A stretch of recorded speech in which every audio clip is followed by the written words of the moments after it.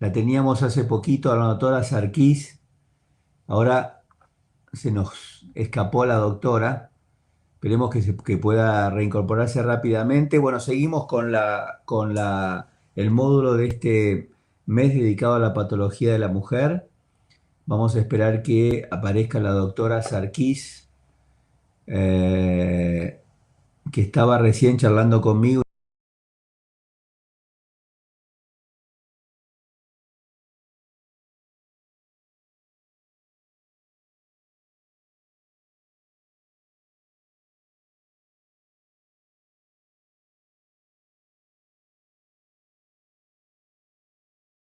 No sé por qué saltamos. Bueno, la doctora es la jefa del departamento de mastología y mamografía del diagnóstico Maipú, y como ustedes saben, nos acompañan en en estas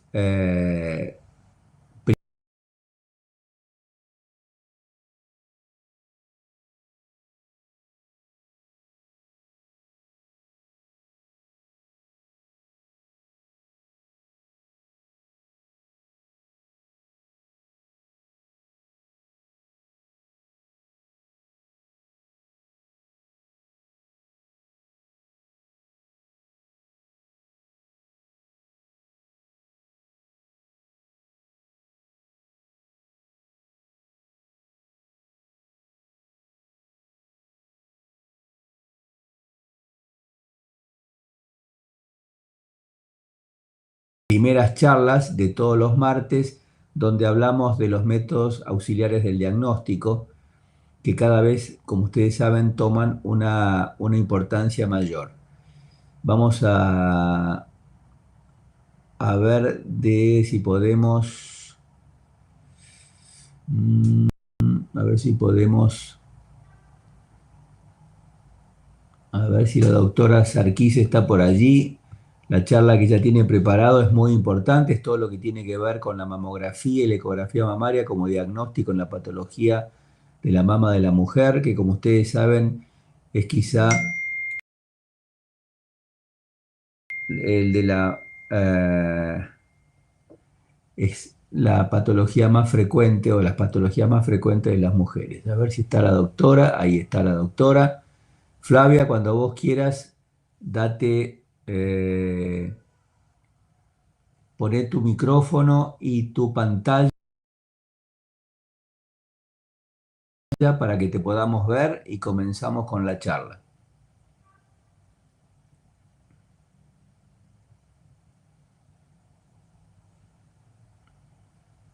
Ahí está la doctora.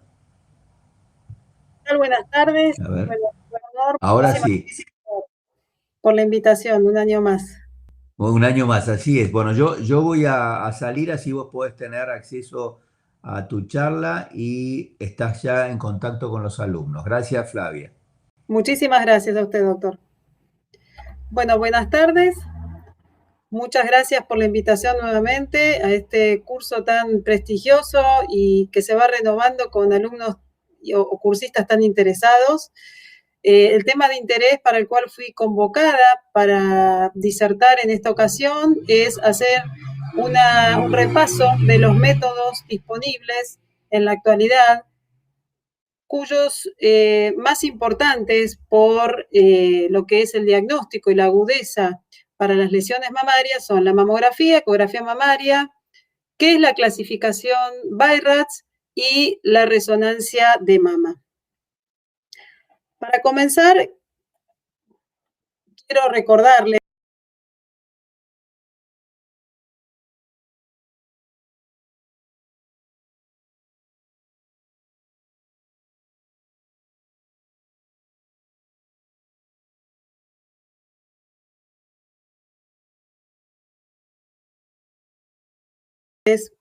un poquito en cuanto a la historia.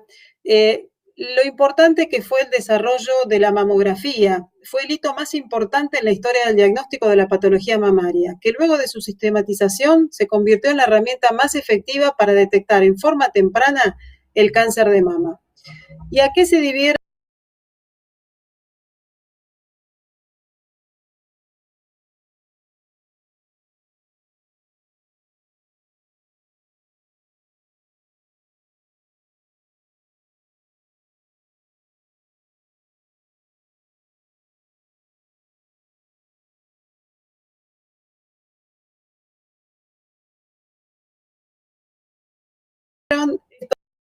los avances. Bueno, en el año 1966, Le Borgne, que fue un rioplatense, introdujo los cambios técnicos que mejoraron la calidad de la imagen, cuya importancia es abarcar todo el volumen mamario, utilizar 2 exposiciones para localizar una lesión y señalar el valor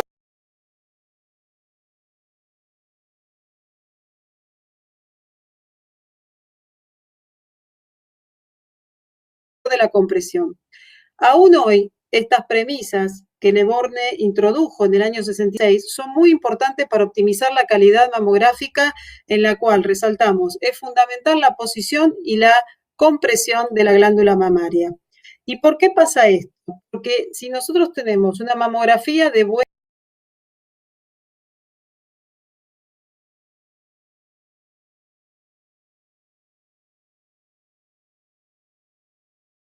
calidad, vamos a tener un rol crucial en lo que es el diagnóstico mamario, porque el tamaño de la lesión al momento del diagnóstico nos puede llegar a permitir detectar lesiones muy pequeñas y si lo detectamos precozmente, la tasa de supervivencia del cáncer de mama es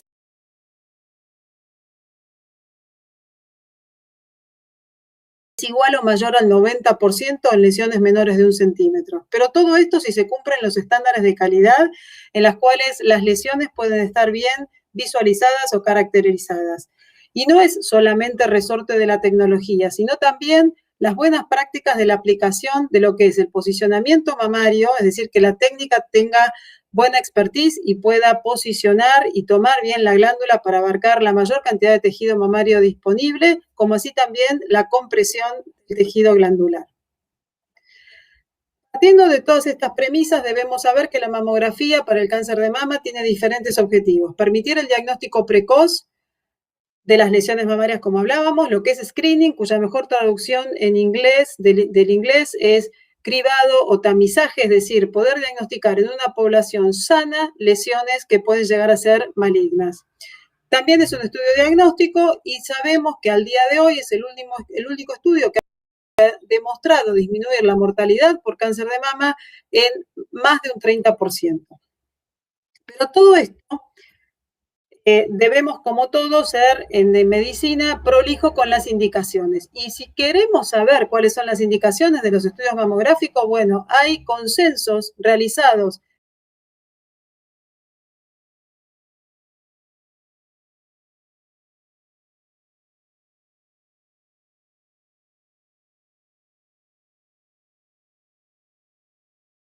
entre todas las sociedades dedicadas al cuidado de la salud mamaria que dan estas indicaciones.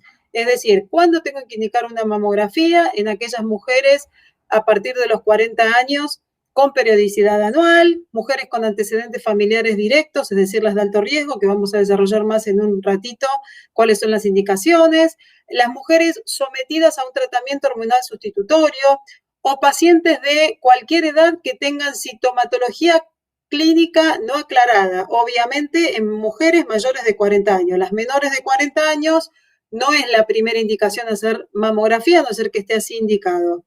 También aquellas que hayan sido diagnosticadas con un cáncer mamario por otros métodos diagnósticos, por ejemplo, al realizar una tomografía, que aparezca una masa en la mama. Pacientes de cualquier edad que tengan una enfermedad metastásica demostrada sin tumor primario conocido. Pacientes con antecedentes de cáncer de mama también. Paciente que haya tenido una historia personal de cáncer de mama, hay que hacerle seguimiento. Entonces, el mejor método también es la mamografía y también cualquier paciente que vaya a someterse a una operación mamaria, no importa la patología o si es por un sentido estético. Sabiendo esto, podemos empezar a entrar un poco entonces en los criterios radiológicos. ¿Qué debemos visualizar para decir que una mamografía es de buena calidad y nos va a asegurar un buen diagnóstico? Debe tener buena técnica, como dijimos, debe visualizarse desde la región axilar hasta el pliegue inframamario. La mama no debe estar decayendo. El pezón debe observarse bien perfilado. Es decir, y también debemos reparar en que se vea bien la axila, porque la axila puede tener sustancias externas o puede también ser asiento de patología. ¿Por qué? Las adenopatías axilares pueden mostrar una lesión mamaria o también pueden ser un signo de enfermedad metastásica a distancia. Es decir, a veces por una paciente que viene a hacerse una mamografía podemos llegar a pesquisar una enfermedad sistémica.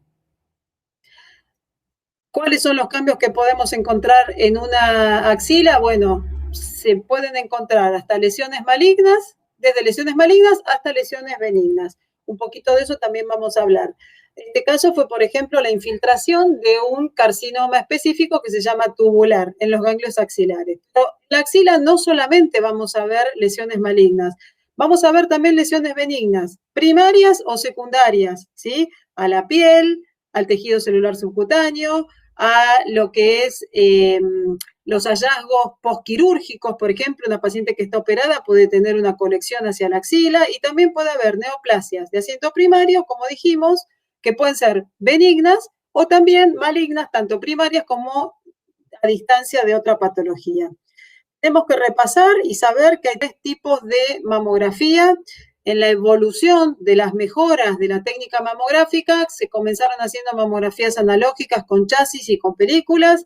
Luego, superando esa tecnología, está la mamografía digitalizada, que ya no utiliza películas, pero sí utiliza chasis, que convierten la imagen en un tipo de procesadora especial, y la mamografía digital directa, que no utiliza ya ni chasis ni películas.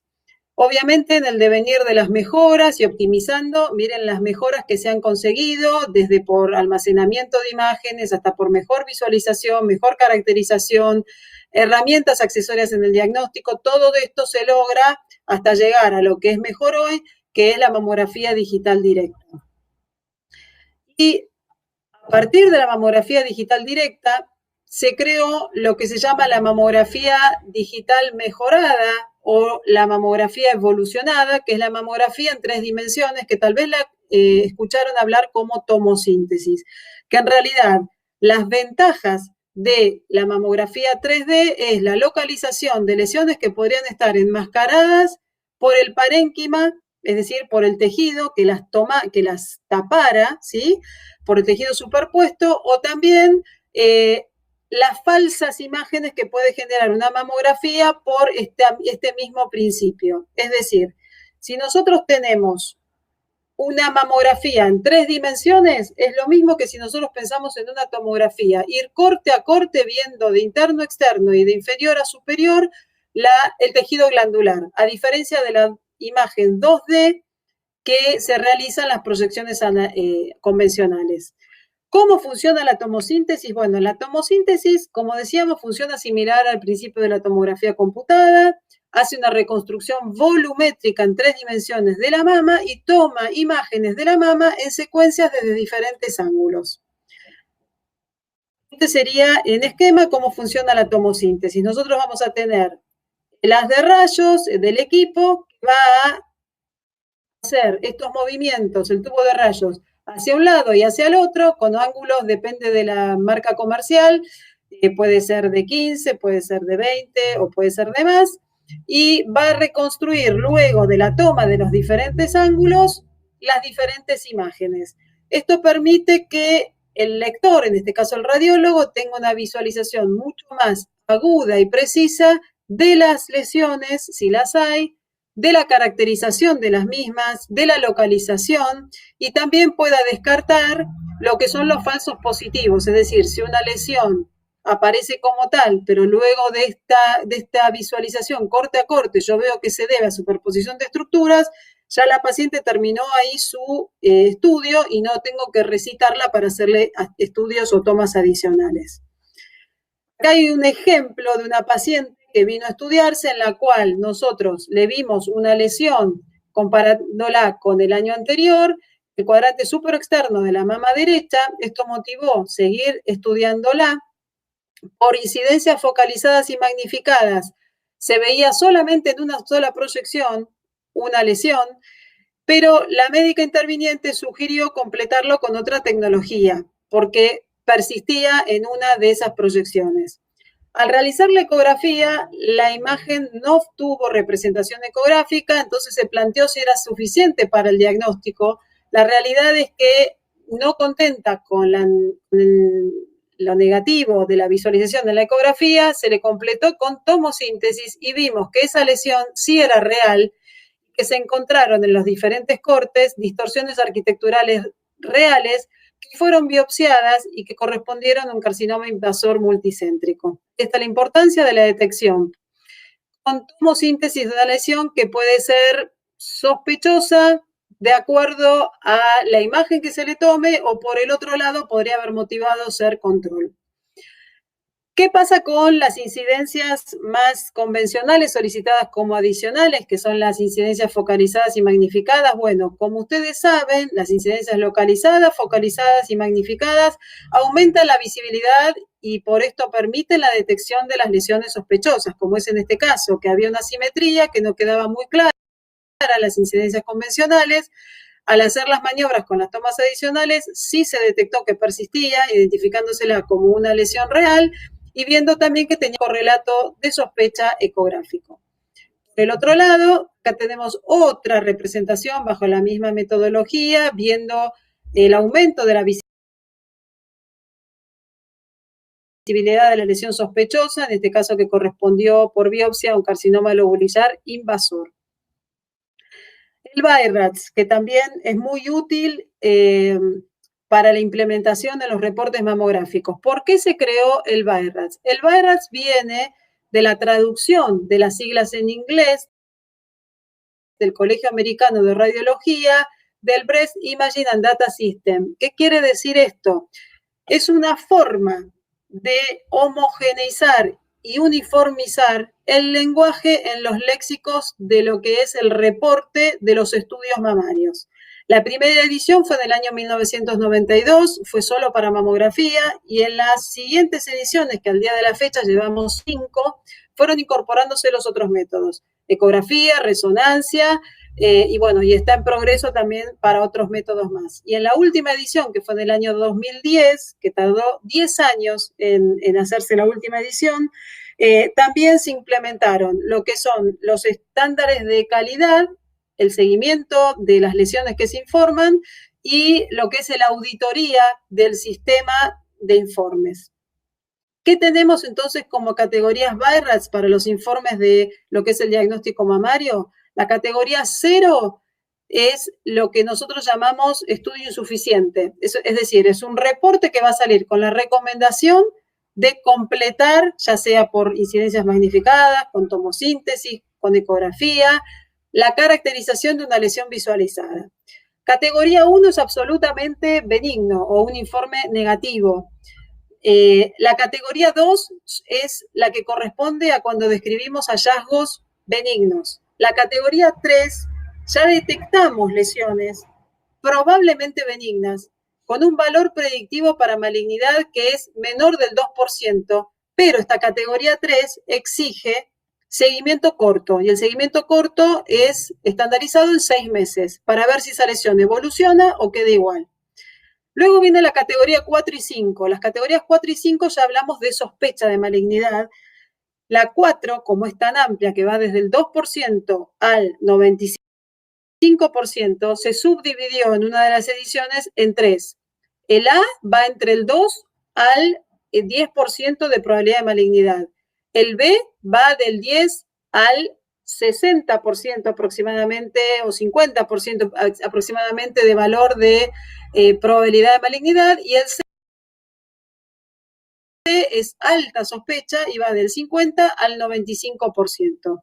El 5 ya es altamente sugestivo de malignidad, con una probabilidad del más del 95%, y la categoría 6 es aquella malignidad conocida que está en seguimiento. Es decir, por ejemplo, paciente que tiene una enfermedad localmente avanzada, un tumor muy grande, biopsiado con resultado de malignidad, que se le está haciendo un tratamiento adyuvante, por ejemplo, quimioterapia, y mediante imágenes se evalúa la respuesta al tratamiento.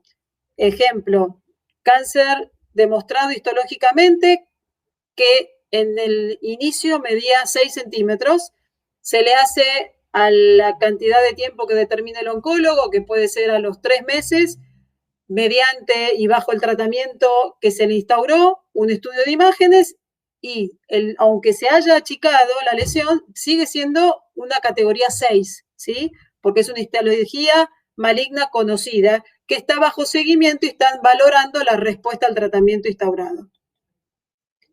Luego, también quiero contarles, el BI-RADS es muy extenso, todo lo que pueden aprender. Si quieren, pueden acceder a través de la web del Colegio Americano de Radiología, American College of Radiology, y ahí van a ver todos los aspectos específicos de lo que es el léxico para cada una de las modalidades diagnósticas: mamografía, ecografía y resonancia. Y también lo que hablamos de seguimiento y auditoría. Francamente, yo creo que es una muy buena forma de limpiar inconsistencias, que todos hablemos un mismo idioma. Si yo hablo de un BI-RADS, tácitamente ya toda la comunidad médica debe entender que yo estoy caracterizando una lesión con un grado de sospecha menor al 2% y que exige seguimiento. Lo mismo si yo digo un 4 o un 5, estamos indicando por el reporte la sospecha diagnóstica y que amerita un estudio de biopsia histológica, ¿sí? No así si yo hablo de un 1 o un 2, que son absolutamente benignos para control anual, y si hablo de una categoría 0 es porque ese estudio es insuficiente. Va a haber que completarlo con una metodología diagnóstica para una categorización definitiva. Ahora vamos a entrar a uno de los estudios funcionales por excelencia, que es la resonancia mamaria. La resonancia mamaria es el método más sensible, al igual que la mamografía con contraste, que después se las voy a presentar, para lo que es el diagnóstico de las lesiones. Hasta ahora lo que vimos, mamografía, ecografía, tomosíntesis, incidencias focalizadas y magnificadas, son lo que nosotros denominamos métodos anatómicos o morfológicos. Vamos a ver lesiones en 2 dimensiones, pero morfológicamente lo vamos a caracterizar. Cuando hablamos de métodos funcionales como la resonancia o la mamografía con contraste, estamos hablando de métodos que van a evaluar no solamente la lesión per se, sino que va a evaluar las características funcionales de las lesiones y de los tejidos, porque va a evaluar, gracias a la introducción o a la inyección de contraste endovenoso, la vascularización que requiere ese tejido o esa lesión. ¿Y esto qué nos da? Nos permite anticiparnos a que se forme la lesión. Es decir, hay veces que hay lesiones que obviamente, como toda lesión, va a necesitar nutrientes, y esos nutrientes por dónde llegan, y esa mayor capacidad de oxígeno que va a necesitar una lesión maligna que tiene alto número de mitosis, de reproducción y de diseminación. Va a necesitar mucha más vascularización. Entonces, esa vascularización es censada por estos métodos, demostrándolo a través de la inyección de contraste endovenoso. ¿Cuáles son las indicaciones? No es que toda la población se debe hacer resonancia para anticiparnos, no. Hay indicaciones, lo que nosotros llamamos formales, de acuerdo a las indicaciones de las sociedades del cuidado de la salud mamaria internacional. Son indicaciones absolutas para hacer resonancia mamaria, lo que es la población de alto riesgo, es decir, aquellas que son más susceptibles a desarrollar cáncer de mama, que si bien son más susceptibles, debemos saber que el cáncer más frecuente es el cáncer esporádico, es decir, en aquella población que no tiene antecedentes. La población de alto riesgo es solamente del 5 al 8% de la población general. Pero en ese grupito del 5 al 8% deben hacerse, en edades más tempranas, resonancia mamaria acompañada por mamografía. Es el grupo de alto riesgo. Y también aquellas pacientes que tienen un cáncer mamario oculto, es decir, por ejemplo, detectamos una adenopatía sin causa clínica, ni por historia personal ni nada. Vamos a sospechar que es un cáncer metastásico, pero que no tiene representación por los métodos convencionales como mamografía y ecografía. Bueno, ahí podemos hacer resonancia para ver si hay alguna lesión en la mama que está oculta a los métodos convencionales. Y también son indicaciones o relativas, igual están ganando cada vez más terreno, aquellos estudios que salen como para terminar de resolver un problema, la estadificación preoperatoria, la historia personal de cáncer de mama de las pacientes, la evaluación de los implantes, el monitoreo, como les explicaba antes, del tratamiento adyuvante para pacientes con cáncer de mama y la densidad mamaria. Hablando un poquito de resonancia, no debemos olvidarnos que para sí o sí poder brindar una buena calidad diagnóstica, debemos tener un método que cumpla con estos requerimientos técnicos. Si no cumplen con estos requerimientos técnicos, no se puede hacer resonancia mamaria. Sí o sí debe haber un campo magnético de alta fuerza, no menos de 1.5 Tesla, con un campo magnético homogéneo y tener una lo que se llama bobina dedicada a mama. No se puede hacer con una bobina para otra parte del organismo. Y todos los demás requerimientos que pueden ser encontrados en cualquier manual técnico de resonancia. La resonancia mamaria, entonces, la gran personalidad la tiene para lo que es alto riesgo y para lo que es detectar lesiones ocultas con histología comprobada de cáncer de mama, por ejemplo, en la axila.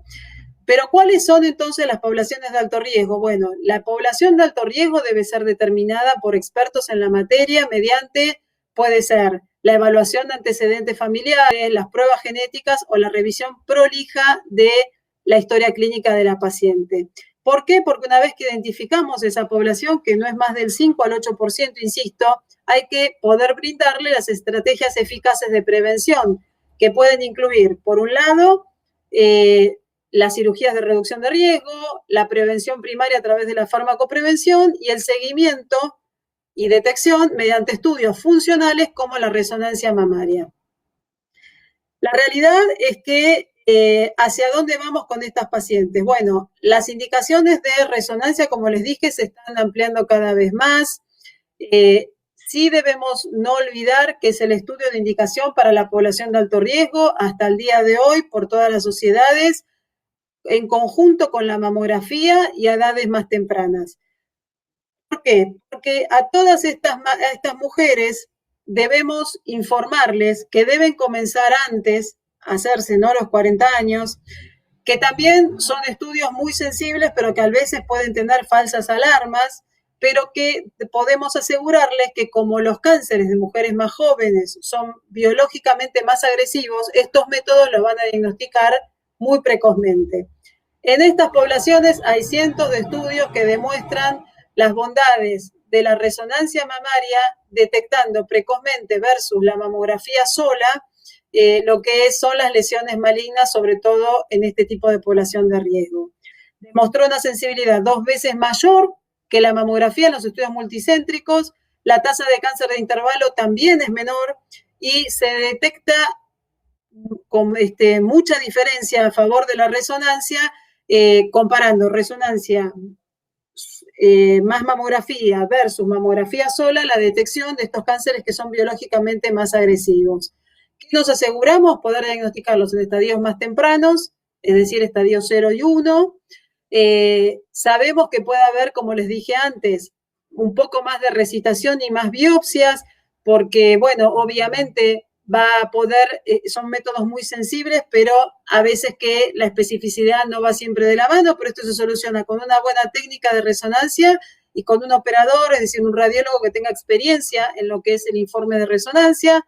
Sí les puedo dar la buena noticia que de las biopsias detectadas por estos métodos en población de riesgo, entre el 20 al 40% dan positivas para malignidad y podemos ofrecerle a la población esta una mejora en el pronóstico y en la sobrevida.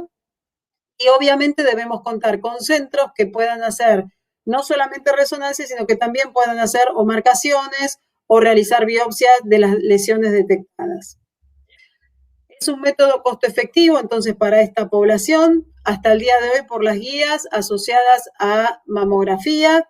¿Cuál es la población objetivo, entonces, de pacientes de alto riesgo? Bueno, aquellas que tengan mutaciones genéticas demostradas, familiar de primer grado no testeado con mujer de test genético positivo, pacientes con un riesgo mayor al 20% de antecedentes familiares o aquellas pacientes que hayan recibido entre los 10 y 30 años por otra patología, radiación en manto, lo que se llama tratamiento radiante torácico. A todas hay que hacerle con periodicidad anual la resonancia asociada a mamografía. ¿Y por qué no se puede obviar la mamografía todavía? Porque, bueno, la mamografía va a poder diagnosticar lo que son las microcalcificaciones, ¿sí?, que obviamente a veces es difícil de verlas hasta en resonancia.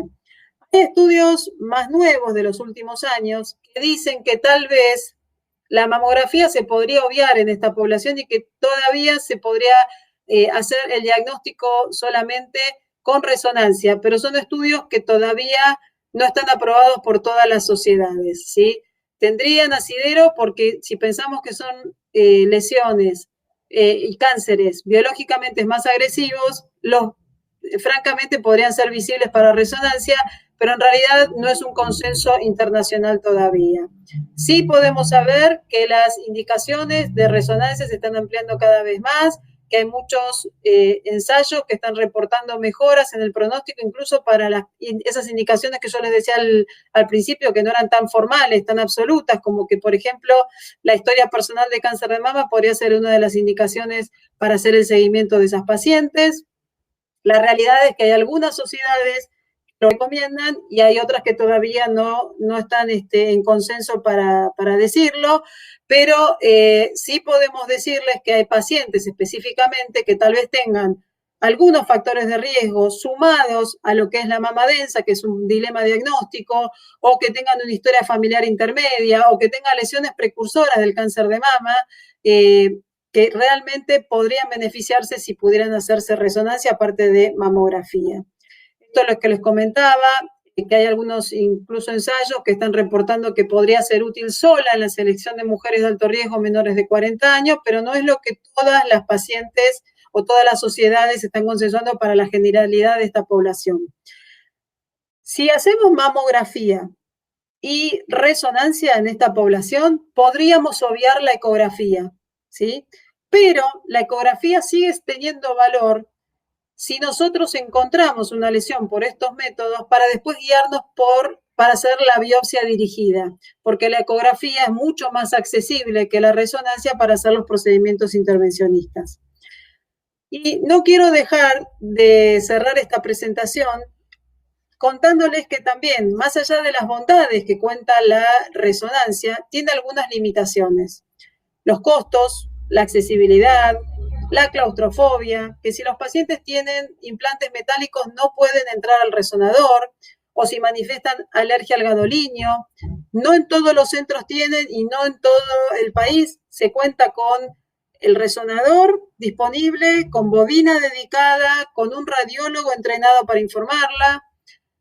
También hay reportes de las sociedades europeas que hablan que tal vez el gadolinio, que es la sustancia de contraste que se inyecta para lo que es la resonancia mamaria, podría tener alguna injerencia en lo que es los depósitos de este material en los ganglios de la base a nivel del sistema nervioso central, aunque utilizando algún tipo de gadolinio más específico y de última tecnología, esto no sería tan así. Pero tal vez lo escuchen que hay un poco de estos temas en cuanto a largo plazo que pasaría con el gadolinio en estas pacientes que todos los años hacen resonancia. Y otro tema no menor es la obesidad, porque los resonadores tienen una limitación de peso que no puede superar los 130 kilos.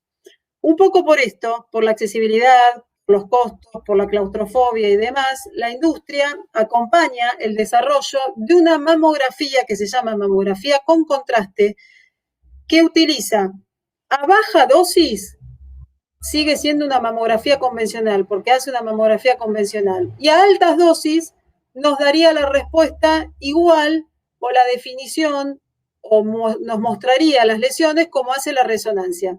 Utiliza el mismo principio, se hace una inyección de un contraste endovenoso, que en este caso sería yodo, no gadolinio, y a baja energía reproduce una mamografía convencional y a alta energía hace que el yodo sea captado por ese haz de alta energía. Se hace una sustracción, alta energía menos baja energía, y quedaría esta imagen.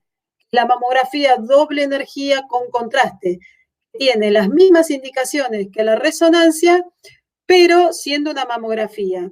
¿Y qué ganaríamos si pudiéramos utilizarla como se está utilizando en muchos centros del mundo? La accesibilidad, porque la paciente incluso va al mismo centro de mamografía, se hace en un mamógrafo como ella está acostumbrada. La experiencia de la paciente es mucho mejor. Para informarla es mucho más fácil, no exige la curva de aprendizaje que tienen que tener los radiólogos, y desde el punto de vista de los costos también es, si lo pagamos a nivel privado, más económico. Muy buena experiencia en el mundo, cada vez más está ganando terreno la mamografía con contraste, pudiendo tener un estudio funcional al alcance de la mano con las mismas indicaciones que la resonancia, con mejor experiencia de paciente y con mejor comprensión del médico enviante. Faltan todavía ensayos para terminar de validar las conclusiones que les estoy contando, pero por el momento viene demostrando la misma sensibilidad y hasta en algunos casos mejor especificidad que la resonancia. Obviamente, como es una práctica que está comenzando, todavía no es una práctica nomenclada, pero muchos centros del mundo que tienen este tipo de tecnología y que cuentan con resonancia también hacen mamografía con contraste, teniendo una opción rápida, costo efectiva y con mejor experiencia de la paciente de un método funcional. Bueno, de mi parte les quiero agradecer mucho y estoy abierta a las preguntas. Gracias.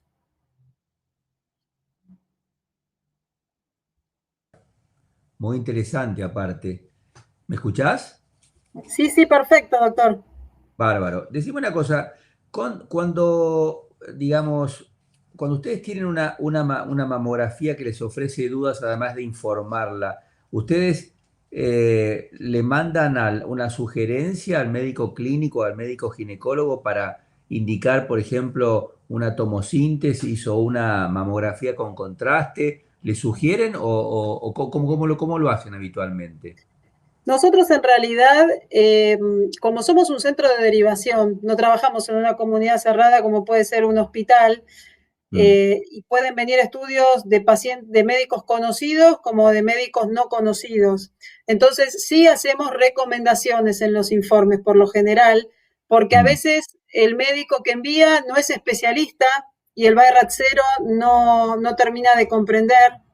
Claro, O tal vez piensa que si yo coloco que amerita estudios adicionales, tal vez pide una ecografía y en realidad debería hacerse una incidencia focalizada y magnificada o una tomosíntesis. Entonces, no es una sugerencia formal, sino nosotros hacemos, como está habilitado en el BI-RADS, recomendaciones, como para que en un lenguaje claro, no importa a qué médico llegue ese informe, lo puede interpretar.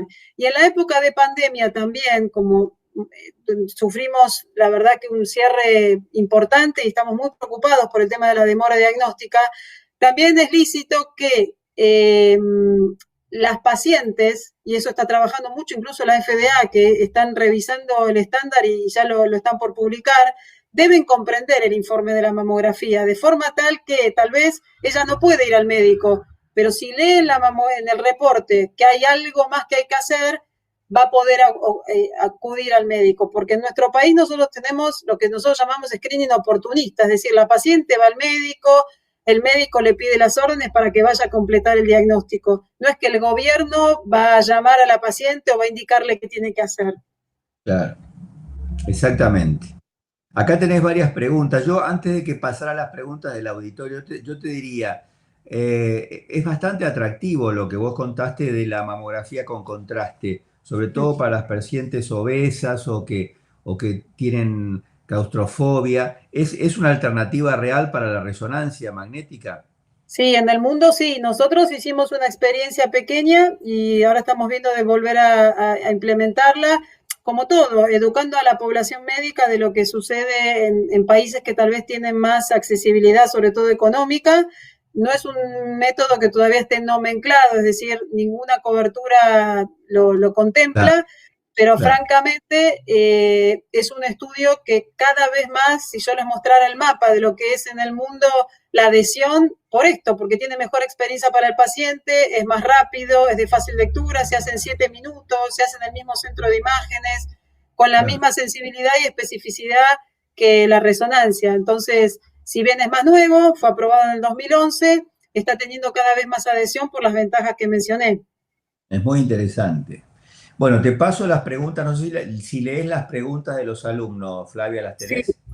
sí, sí, sí, Hay sí. A algunas ver, que, acá. que hablan de tu charla, pero igual si querés referirlas, te haría bien. ¿Cómo no? Acá, a ver, se usa la resonancia para seguimiento de pacientes en remisión. En realidad, lo que se usa la resonancia es para ver pacientes que están bajo tratamiento de adyuvancia, si a eso se refiere, para monitorear la respuesta al tratamiento adyuvante instaurado, y es la mejor forma porque la resonancia no va a evaluar solamente el tamaño de la lesión o la forma, como nos muestra la mamografía o la ecografía, sino que va a poder darles respuesta más temprana a la cuestión biológica, porque a veces una masa sigue siendo de 4 centímetros, pero intrínsecamente tiene lo que nosotros llamamos los parches, que el tumor está respondiendo, pero que sigue siendo grande, pero intrínsecamente la biología del tumor ya es como que se está quemando, y eso se puede ver por resonancia y no por la morfología, porque tal vez sigue por el mismo tamaño, pero está respondiendo funcionalmente al tratamiento instaurado. Perfecto. El tema de otra pregunta que hay acá, la mamografía a partir de los 40 años. Bueno, esto es una gran discusión.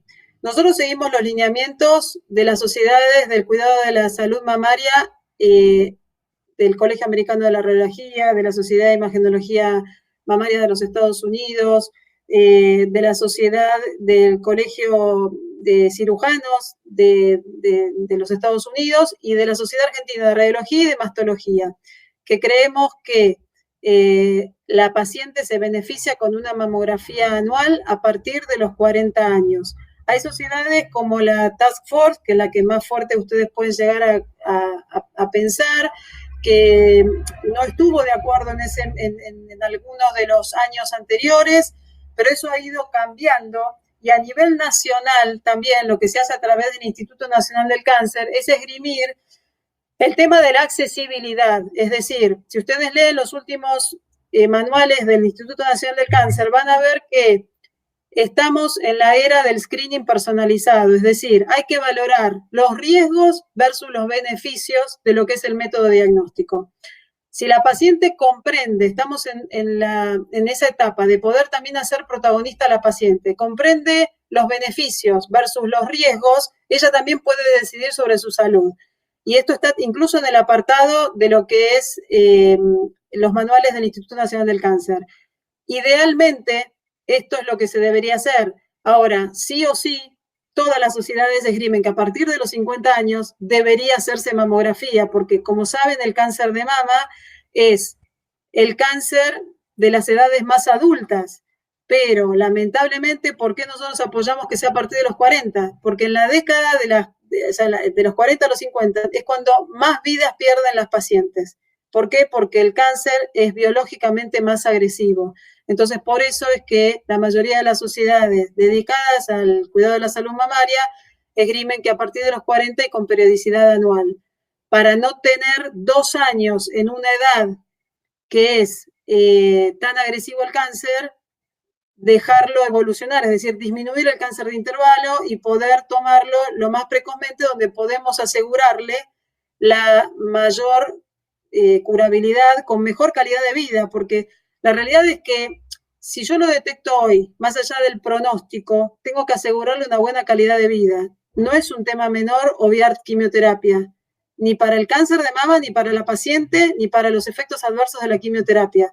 Hay pacientes que han fallecido por los efectos adversos en otros órganos de la quimioterapia. Entonces, lo más precozmente se detecte, lo menor va a ser la agresividad también del tratamiento. Perfecto. Tenés acá otra. Ante la duda, dice, para pacientes jóvenes con antecedentes familiares de cáncer de mama, ¿qué recomienda? Bueno, de nuevo, no es lo mismo antecedentes de primer grado, es decir, madre, hermana e hija, que abuela, tía o prima.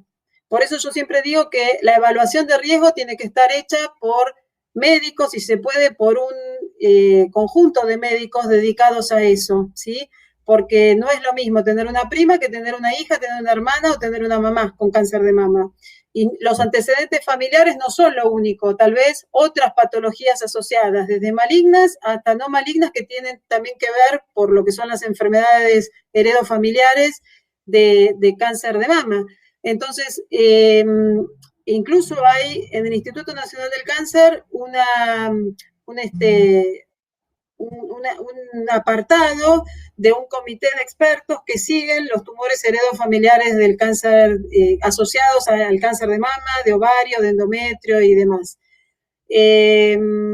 Para pacientes jóvenes con antecedentes de cáncer de mama, si tuvieran antecedentes y la categorizo como riesgo, más allá de los antecedentes estos referidos, tienen que empezar a los 30 años con resonancia y mamografía, como evalué antes. Perfecto. Otra pregunta. Ante la duda de la mamografía, ¿la ecografía podría reemplazarla? No. La mamografía es el estudio de base y la complementariedad perfecta es la ecografía, pero también existen otros estudios adicionales, tomosíntesis, incidencias focalizadas y magnificadas, y se ameritan los estudios funcionales.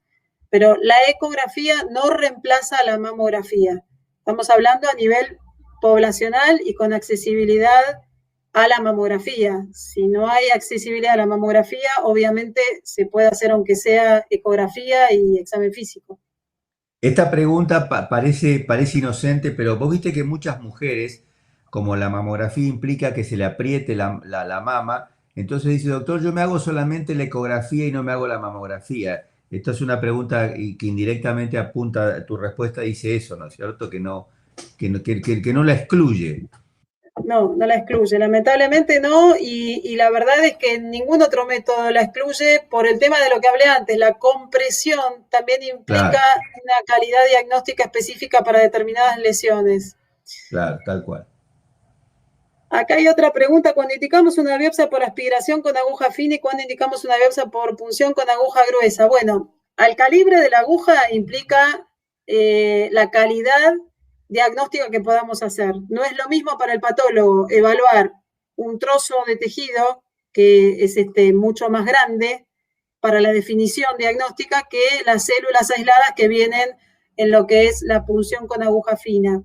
La realidad es que siempre es preferible una aguja gruesa, pero en algún centro que se pueda hacer solamente fina o que tenga un citólogo experimentado, también se puede hacer la punción con aguja fina. Lo que pasa es que la punción con aguja fina tiene muchos más falsos positivos, es decir, veces hay cambios de las células que no son siempre cánceres y por las dudas se termina diciendo que puede ser de sospecha, o al revés, puede haber lo que se llama una subestimación diagnóstica. Siempre el material histológico es mucho mejor.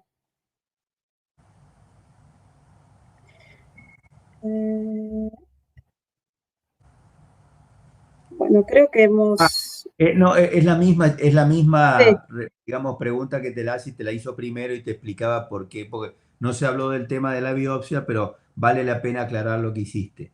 exacto. Flavia, ¿querés hacer las preguntas a los chicos que habías preparado o Sí, sí, cómo no, doctor. Creo que hacer las tengo que... encuestas? Vamos ahora a hacer participar a los alumnos como que sirva como para ver si, a ver, ahí estás. A ver ahí. Hacer esas tres clases, esas tres preguntas que les hiciste. Ah, me Ahí parece que está. estas son Acá está todas. la primera.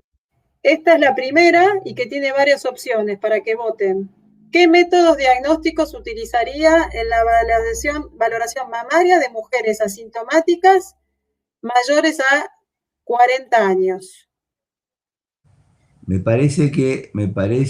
A ver, ahí está. Ahí Ahora sí estarían. podemos, ahí sí podemos votar. Chicos, voten a ver si aprendieron un poco lo que dice la doctora y si no, vale la pena aclararlo con las respuestas de ustedes.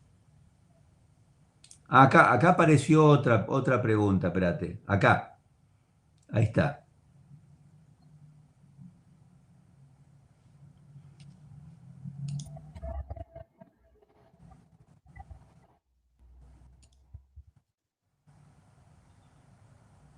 Ahí están votando. Muy bien. Cuando vos quieras, finalizás la Finalizar. votación y aclarás un poco que creo que está clarísimo lo que estamos viendo.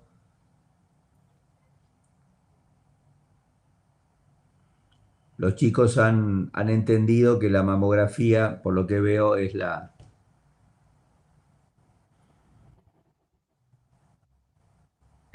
A ver, no termino de ver. Abajo tenés para compartir resultados. ¿ves? Que ahí te muestra cómo fueron los resultados de la encuesta y después, Perfecto, y después finalizar. Si querés, yo te ayudo, yo te lo marco acá. perfecto. Ahí está. Y compartimos los resultados. Y bueno, ahí se ve la encuesta. Bueno, creo que está claro, Flavia, lo que vos acabas de decir, ¿no es cierto? Que esto, de una manera, la Perfecto, mayoría de los chicos entiende que la es el método de elección para empezar con el estudio de la mama, ¿no? perfecto. Pasamos a la otra, ¿puede ser? Que vos Pasamos a la otra, ¿cómo no? Ahí está la respuesta. La mamografía focalizada y magnificada es considerada una mamografía complementaria, una de las 4 incidencias convencionales, una proyección para las mujeres de alto riesgo o una proyección funcional del parénquima mamario. Vamos a hacerlos. Ahí está.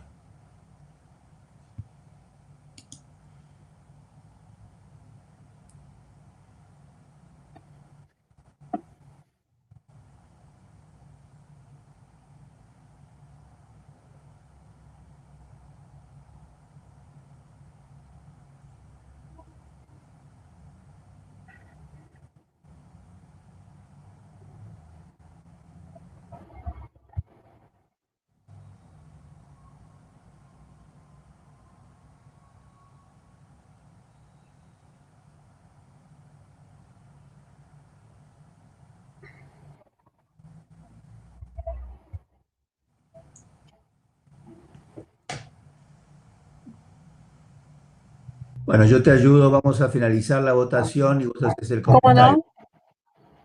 Compartimos los resultados para que se vea más o menos cuáles votaron, cómo votaron la mayoría, y vos haces el comentario que quieras hacer. Perfecto, una mamografía complementaria, exactamente. La mayoría Exactamente. votó correctamente lo que vos estabas diciendo. Pasamos a Perfecto. la otra. Por favor, pasemos a la otra. ¿Cuáles son los estudios funcionales mamarios? Mamografía, ecografía, tomosíntesis, resonancia y mamografía con contraste.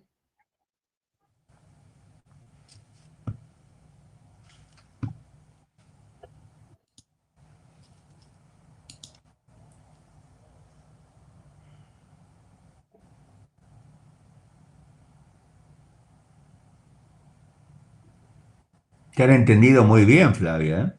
Ay, gracias, qué lindo. Muchas gracias. Y estoy a disposición, si en algún otro momento quieren ampliar de alguno de los métodos que hablé, la idea de hoy era presentárselos. No, perfecto, perfecto.